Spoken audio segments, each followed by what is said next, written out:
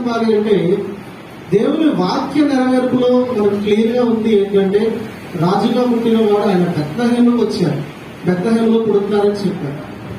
ఇక్కడ కూడా యాక్చువల్లీ యోసేపు మరియా గర్భం ధరించి బాలుడు కన్నప్పుడు కూడా బెత్లెహేముకు రావాలి అంటే అక్కడ జరిగిన దేవుని ఏర్పాటు ఏంటి, లేఖన ప్రవచనం ఏంటి, హేరోదు అక్కడ చంపాలంటే.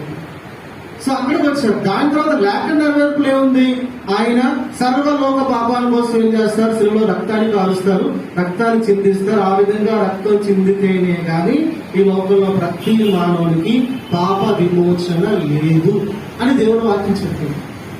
వాక్య ప్రకారం లేఖన ప్రకారం ప్రతిదీ జరగనై ఉండగా ఆయన మళ్ళీ క్షమించమని ఎందుకు చెప్తున్నారంటే ఇందులోని వాళ్ళు చేసే పని ఏముందో ఒకసారి చూద్దాం. దేవుని వాక్యం మనకి ఏ విధంగా మాట్లాడుతుందో త్వరగా విందామండి.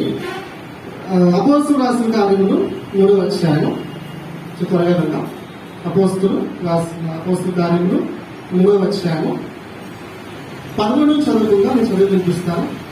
అపోస్తుల కార్యములు 3వ అధ్యాయం 11 నుంచి. అబ్రహాము, ఇస్సాకు, యాకోబు అను దేవుడు అనగా మన పితరుల దేవుడు తన సేవకుడైన యేసును మహిమపరుచున్నాడు. మీరు ఆయనను అప్పగించుకుని పిలాతు ఆయనను విడుదల చేయుటకు నిశ్చయించినప్పుడు మీరు అతని ఎదుట ఆయనను నిరాకరించింది.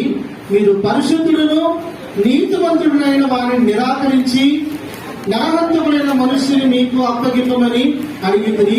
మీరు జీవాధిపతిని చంపితిరి గాని దేవుడు ఆయనను మృతుల్లో నుండి లేపెను, అందుకు మేము సాక్షులము. మనందరూ ఏమనుకుంటున్నామంటే యేసు చనిపోయిన చాలా మంది ఏం చేస్తారు తెలుసా, ఉపవాసం ఉంటారు, కన్నీరు కారుస్తారు, తమ శరీరాన్ని ఏం చేస్తారు, బాధపరుచుకుంటారు.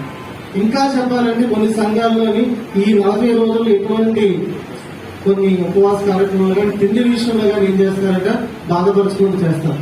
దేవుడు వాక్యపరంగా మనం బలపరచబడడం మంచిదే కానీ దేవుడు చనిపోవడం మాత్రమే ఇక్కడ జరగలేదు.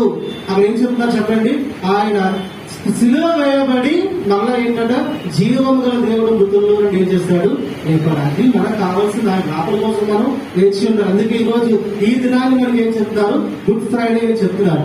లేఖన నెరవేర్పుగా ఆయన శిలువ వేయడం ఒకటి నిజమైతే లేఖన నెరవేర్పుగా ఆయన మృత్యుంజయుడే తిరిగి రావడం కూడా నెరవేర్పే లేక నెరవేర్పుని మనం గ్రహించాలి. కానీ ఇక్కడ చేసే వాళ్ళు ఎవరు కూడా సిలువ వేసే వాళ్ళు కూడా ఏం చేస్తున్నారట, తెలియ చేస్తున్నారని దేవుని వాక్యం మనకి క్లియర్ గా చెప్తుంది.